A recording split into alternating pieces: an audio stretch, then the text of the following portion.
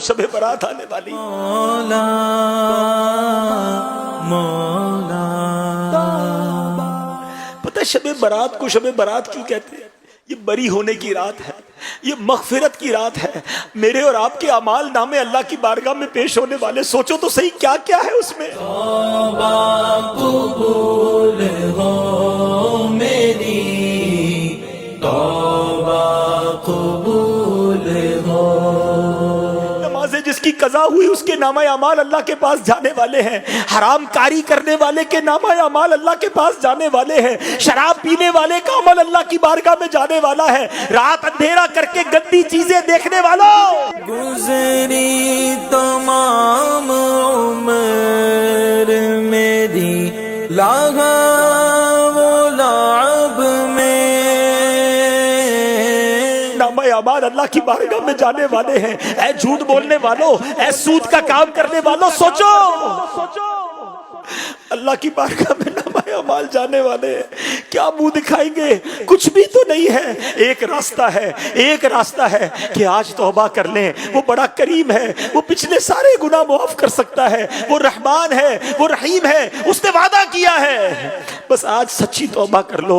आओ अपने रब से अर्ज करते हैं, ऐ मौला बंदे तेरे हैं, खताकार हैं, मालिक हो गए गुनाह, हमें माफ कर दे। ऐ अल्लाह हम कमजोर हैं, हमसे हो गए गुनाह, ऐ अल्लाह हमें माफ कर दे।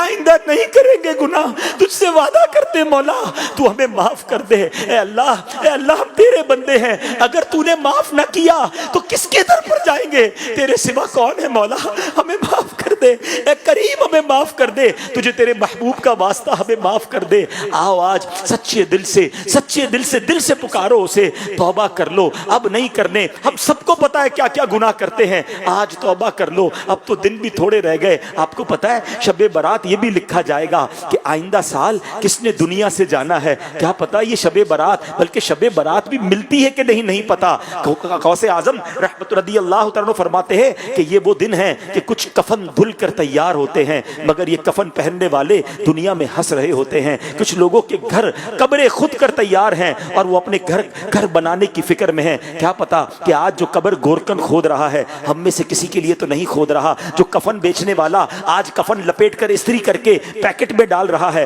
हो सकता है हम में से किसी का कफन तैयार हो रहा हो। ऐ मेरे प्यारे इस्लामी भाइयों, तौबा करनी है, अल्लाह को राजी करना है। अब नमाज कज़ा नहीं करनी और शब बारात से पहले अब ऐसे अमाल शुरू कर दो। आपको पता है नबी पाक अलैहिस्सलाम शाबान में कसरत से रोज़े रखा करते। पूछा गया हुजूर आप शाबान में इतने रोज़े क्यों रखते हैं? फरमाया इसमें एक रात है जिस रात अल्लाह की बारगाह में आमाल नामे पेश होते हैं। मैं चाहता हूँ जब मेरे आमाल नामे पेश हों मैं रोज़े से हूँ। वो तो अल्लाह के हबीब हैं, उनका ये आलम है और हम हैं कि हमारे अंदर फ़र्क ही कोई नहीं आया कि शब बारात आने वाली है, शाबान आ गया है। अब नफली रोज़े, अब तिलावत कुरान, अब दुरूद पाक, कसरत से नमाजें, खुदारा इसकी आदत बनाइए। और फिर ख़ास जब शब बारात आ जाए तो 14 शाबान का रोज़ा रखना है। पूरी दुनिया में दावत इस्लामी वालों की, आशिकान रसूल की मसाजिद में यह एहतमाम होता है 6 नवाफिल पढ़ें, वो रात इज्तिमा में, इबादत में, सलातु तस्बीह में गुजारें और उसके बाद 15 शाबान का रोज़ा रखें ताकि नामा अमाल का आखिरी दिन भी रोज़ा हो जाए, नामा अमाल का